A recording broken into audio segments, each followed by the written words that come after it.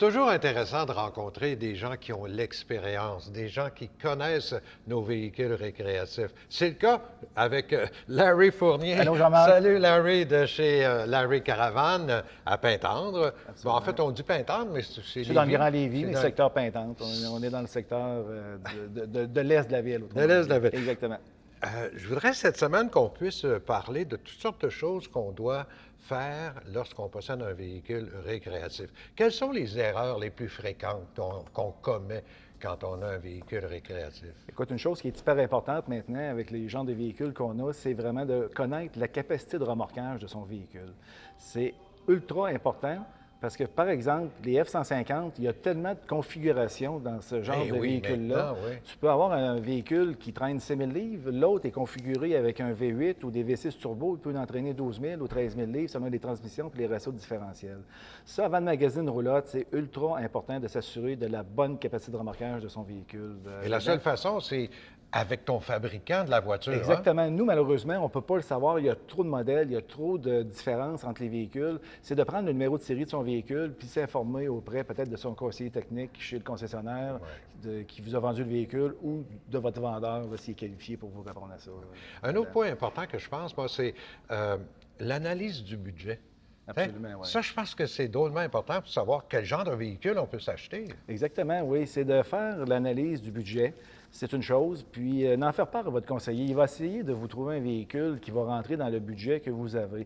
Par contre, l'erreur qu'il ne faut pas faire, si le véhicule qui vous convient le mieux ou que vous aimez le mieux coûte peut-être 1 000 ou 2 de plus, des fois, c'est de ne pas hésiter à faire le saut immédiatement. Ouais. Parce que si vous n'aimez pas votre véhicule récréatif, on va vous voir revenir peut-être dans 1 an ou 2 pour le remplacer. C'est là que votre véhicule récréatif que vous avez acheté va avoir perdu de la valeur. Puis le neuf que vous vouliez au départ va être encore va être peut-être plus cher. un petit peu plus C'est cher. ça, ouais. Fait que vous n'êtes pas gagnant dans une situation comme ça là-dedans. Si c'est vraiment de prendre celui qui vous plaît le plus au départ, même, je ne dis pas aux gens de dépasser leur budget là, en fou, mais même si c'est un petit peu plus cher, ça vaut peut-être la peine des fois de faire le saut pour ne pas être obligé de le changer un petit peu plus tard parce que c'est ça qui va vous coûter une fortune. Absolument. C'est ça qu'on appelle créer une ballonne aussi. Oui, exactement. Exactement. C'est ça. On est sur la route, on s'en va en camping, la saison commence.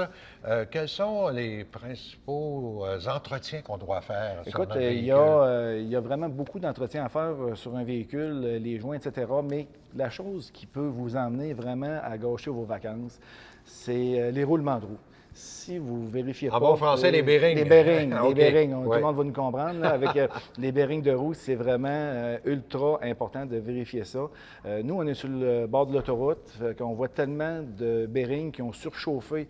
Pourquoi? Parce que l'entretien n'a pas été fait. C'est un entretien qui est vraiment pas dispendieuse, mais qui va vous éviter un remorquage. Si le client arrive ici, on l'a remorqué du côté de l'avant, il arrive ici à 3h30, 4h, ça ne veut pas dire que je peux le prendre immédiatement, ça peut aller au lendemain. Puis des fois, camper dans le cours du concessionnaire, c'est pas ça qui est plus le fun. Fait que vous perdez une journée de camping, 2 jours de camping, des frais de remorquage. Fait que investissez sur un petit entretien des bearings, comme on dit, ou les roulements de roues, ça vaut vraiment la peine.